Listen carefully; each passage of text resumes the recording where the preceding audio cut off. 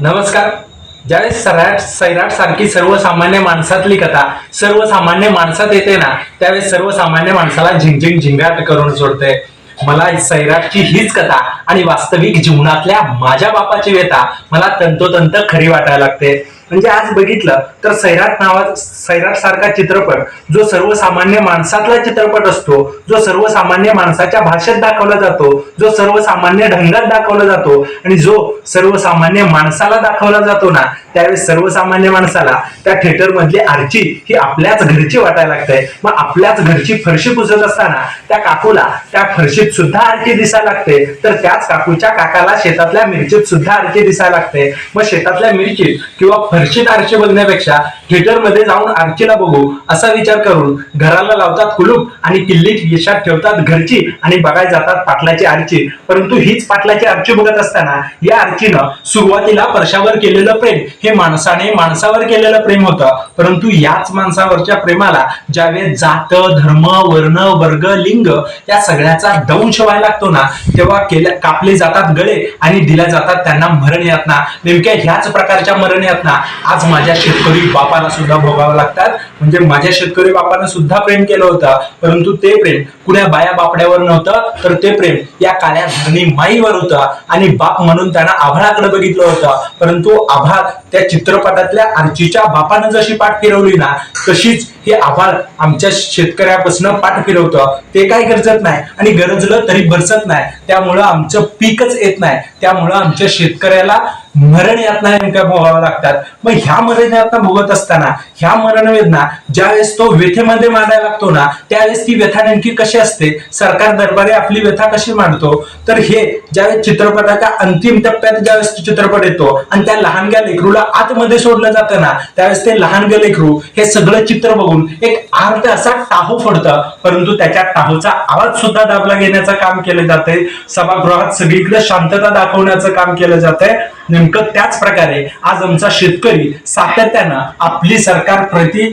व्यथा मांडतो, परंतु ती व्यथा कधी रस्त्यावर भाजी टाकून, कधी वांगी टाकून, कधी टोमॅटो टाकून, कधी बटाटा टाकून, कधी दूध फेकून, तर कधी स्वतः झाडाला लटकून, तर कधी पत्राच्या माध्यमातून आपली व्यथा या सरकार दरबारी मांडतो. परंतु सरकारला ती व्यथा कधीच दिसली नाही किंवा संसदेत बसणाऱ्या पांढऱ्या बैलांच्या बुडाखाली दाबल्या जातात त्याच्या व्यथा. त्यामुळं नमस्कार, मी सक्ते अजय दिलीप. आज माननीय नगराध्यक्षा विद्या गुलाबराव पोळ ताई साहेब यांच्या वाढदिवसानिमित्त ऑनलाईन वक्तृत्व स्पर्धेत कोण होणार महाराष्ट्राचा महावक्ता या वक्तृत्व स्पर्धेत विषय बोलतोय शेतकऱ्याच्या व्यथा आणि वेदना.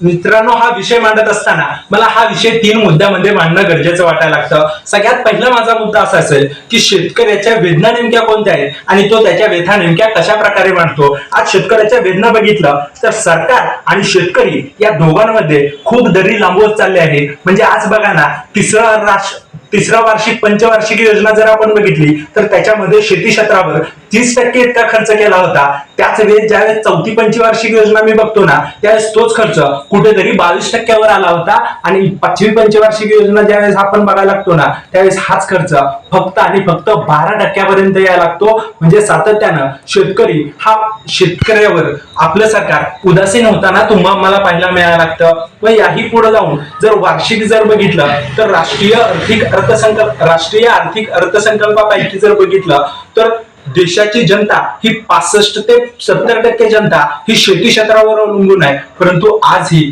देशाच्या राष्ट्रीय अर्थसंकल्पापैकी फक्त 2.5 इतका राष्ट्रीय अर्थसंकल्प शेती क्षेत्रावर खर्च केला जातो. ही दुर्दैवाची गोष्ट आहे. आज जर बघितलं तर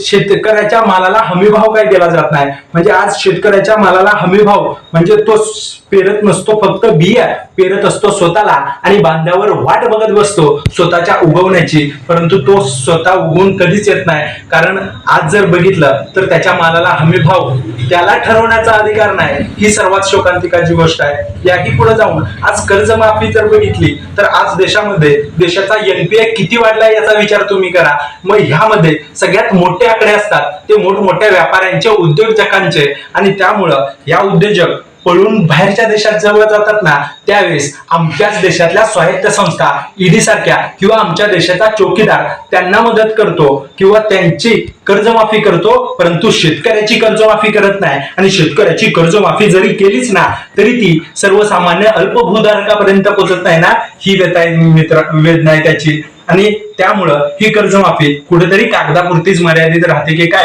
असं मला वाटायला लागतं. याही पुढे जाऊन ज्यावेळेस विचार करायला लागतो ना, त्यावेळेस मला वाटतं की हे सगळं होतंय ते सरकारची नजर या शेतकऱ्यावर लागली ना, म्हणून सगळं झालं असं मला वाटतं. पण परत विचार करतो की नाही, या सरकारची नजर या शेतकऱ्याला लागली नाही, तर या सरकारची या शेतकऱ्यावर नजरच गेली नाही ना, म्हणून सगळं झालं. जर सरकारची नजर शेतकऱ्यावर गेली असती तर खऱ्या अर्थानं शेतकरी सरकारला कळला असता. आणि जर शेतकरी सरकारला कळला असता तर काश्मीरचा गुलाब रक्तात रंगला नसता, आसामचा चहा नसला नसता, पंजाबचा गहू किटला नसता आणि महाराष्ट्राच्या ऊसाचं असं मीठ झालं नसतं मित्रांनो, नसतं झालं. म्हणजे ह्या सगळ्या वेदना तो व्यथा म्हणून सरकारी दरबारी नेमका कशा मांडतो, तर उस्मानाबाद मधला एक राऊत नावाचा शेतकरी एक पत्र लिहितो आणि ते पत्र डायरेक्ट जिल्हाधिकाऱ्यांपर्यंत जातं आणि तो त्या पत्रात असा उल्लेख करतो की सर साहेब, तुमचं कर्ज द्यायला माझ्याकडे पैसे नाहीत, त्यामुळं तुम्ही मला माझी किडनी विकण्याचं स्वातंत्र्य द्याल का, माझी किडनी विकण्याचा अधिकार द्याल का, त्या किडनी विकून मी तुमचं पैसे परत करीन, अशा भावनेत तो त्याची व्यथा मांडतो.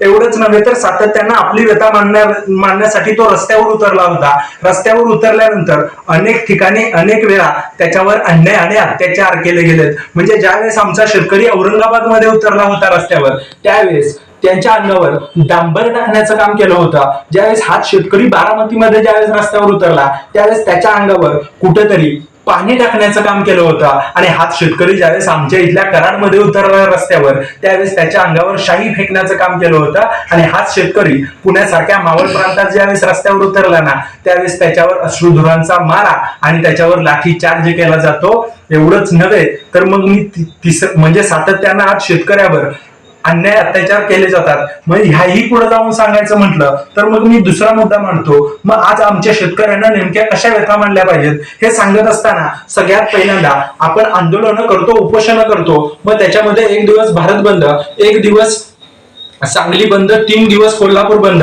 असं ठेवतो. याचा वाईट परिणाम काय होत असेल तर बाहेरच्या देशातल्या ज्या मोठ्या कंपन्या आहेत ना, त्या प्रत्येक सेकंदाचा विचार करतात आणि एका सेकंदामध्ये त्यांचा इन्कमचा विचार करत असतात. आणि आपण जर एक दिवस बंद पाळला तर एका दिवसात किती सेकंद असतात आणि त्या सेकंदामध्ये त्यांचा इन्कम किती होईल याचा विचार तुम्ही करा. तसाच विचार ते करतात. त्यामुळं ती कंपनी आपल्या भागात येत नाही, त्यामुळं ती दुसऱ्या भागात जाते. त्यामुळं आपल्या इथं बेरोजगारी निर्माण होते. बेरोजगारीच्या बरोबरच चालू असलेली व्यसनाधीनता आणि व्यसनाधीनतेच्या बरोबरच चिटकलेली गुन्हेगारी, या सगळ्या समस्यांची चेन निर्माण होते मित्रांनो. त्यामुळं आपण अशा व्यथा मांडू नये आणि मांडत करायचं. मग काय करायचं तर आज आमच्या शेतकऱ्यांना काय केलं पाहिजे तर सगळ्यात पहिल्यांदा आमच्या सरकारनं काय केलं पाहिजे तर सरकार आज आमचं चंद्रावर पोहोचलं, परंतु चंद्रावर पोहोचत असताना आज शेतकऱ्याच्या ताटात चंद्राच्या आकाराची भाकरी सुद्धा पडत नाही याचा विचार आज सरकारने केला पाहिजे.